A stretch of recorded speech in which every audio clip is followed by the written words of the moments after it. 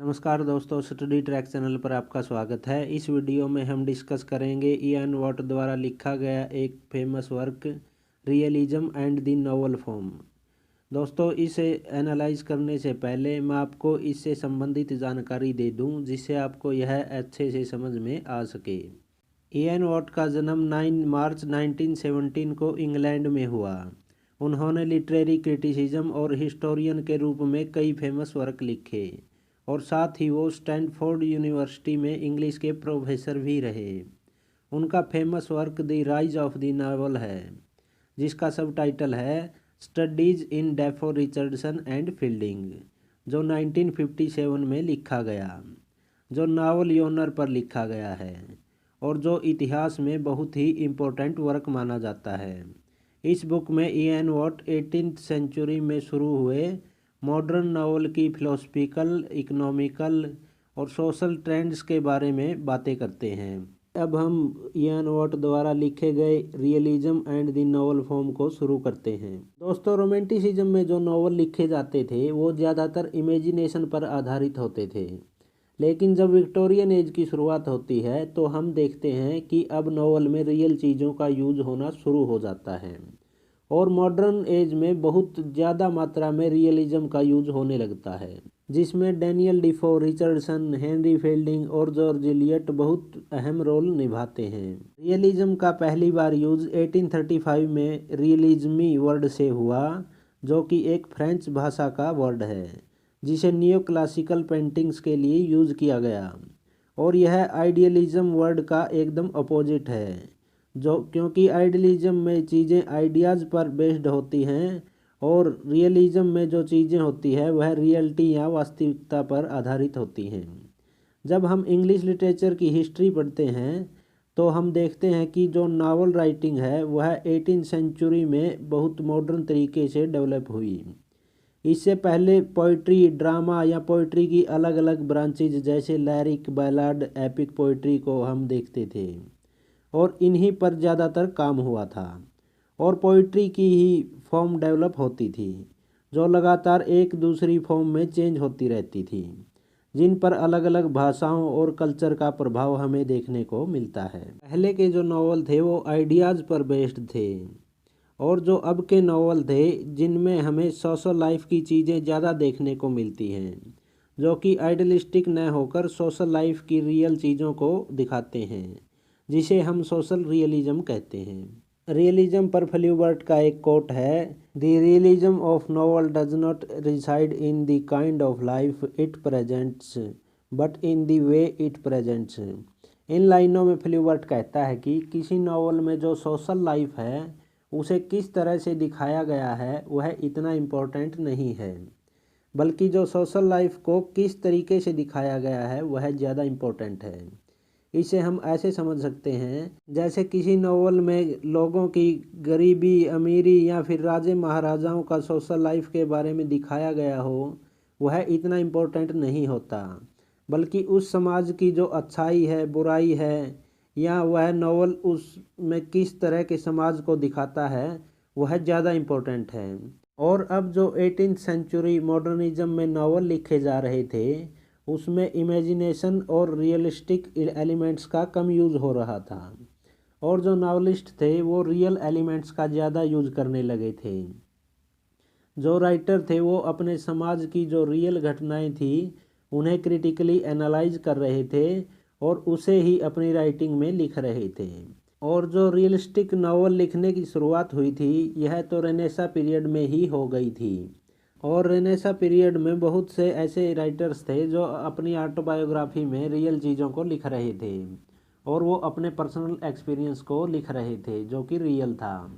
लेकिन 18th century modern age में ज़्यादातर राइटर्स रियलिटीज़ के बारे में लिखने लगे और बहुत सी सोशल और खुद के जो पर्सनल एक्सपीरियंस थे उन्हीं की रियलिटी को वो एज इट इज़ नॉवल में भी लिख रहे थे। आगे इयान वॉट रॉबिन्सन क्रूसो, जो कि डैनियल डिफो द्वारा लिखा गया एक नॉवल है, उसके बारे में बात करते हैं। डैनियल डिफो द्वारा लिखे गए नावल रॉबिन्सन क्रूसो, जो कि डैनियल डिफो का ऑटोबायोग्राफिकल मेमोयर है, उसके बारे में कहता है कि अब 18th सेंचुरी में राइटर या नावलिस्ट थे वो अपने रियल एक्सपीरियंस की गई एलिमेंट्स को भी नावल में दिखाने लगे थे। यदि हम रॉबिन्सन क्रूसो नावल की बात करें तो इसमें डैनियल डीफो अपने उस समय के बारे में बताता है जब उसने एक आइलैंड पर बिताई उसकी रियल एक्सपीरियंस को डेफो रॉबिन्सन क्रूसो में लिखता है।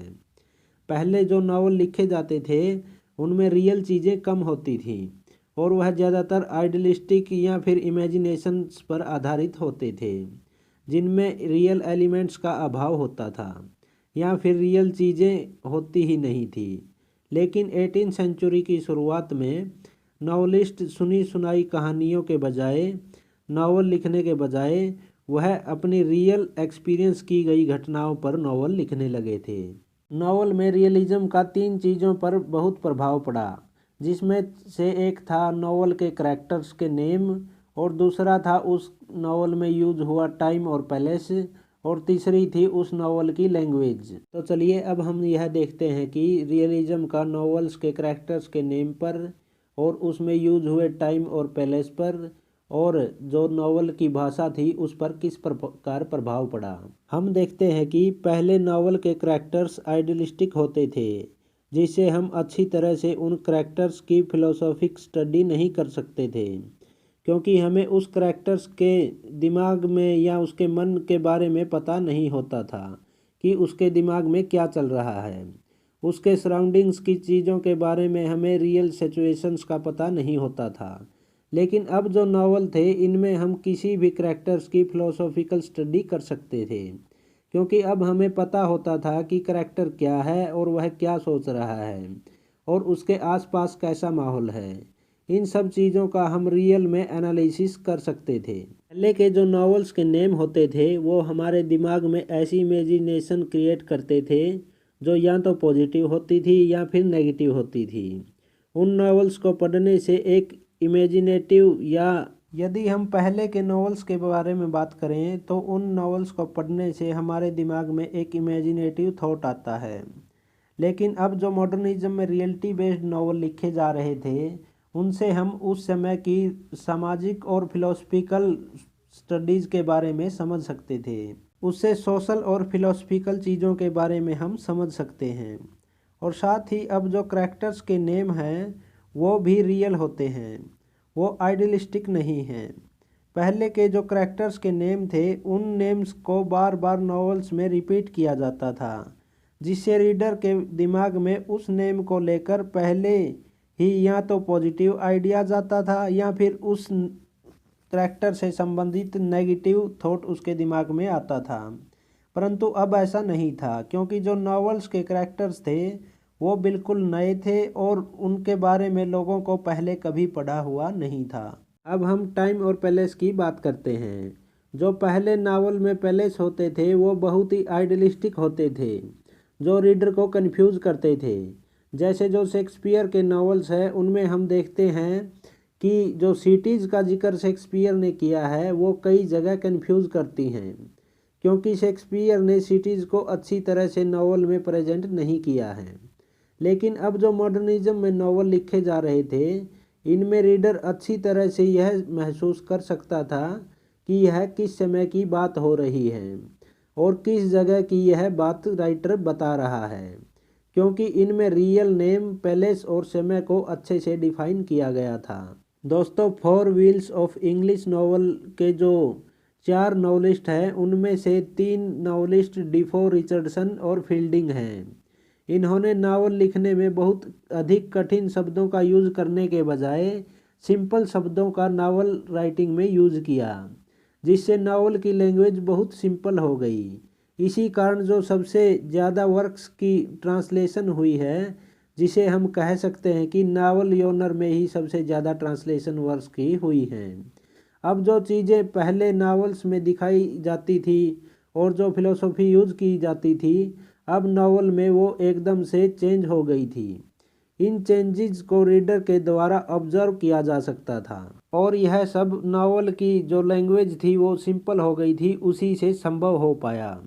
दोस्तों, इसी के साथ हमारा ये वर्क कंप्लीट होता है। यदि आपको वीडियो अच्छी लगी हो तो लाइक, शेयर, कमेंट ज़रूर करें और ऐसी ही स्टडी रिलेटेड वीडियोज़ को देखने के लिए स्टडी ट्रैक चैनल को सब्सक्राइब कर लें तथा साथ ही बेल आइकन को भी ऑन कर दें, जिससे आने वाली हमारी वीडियोज़ का नोटिफिकेशन आपको मिल सके।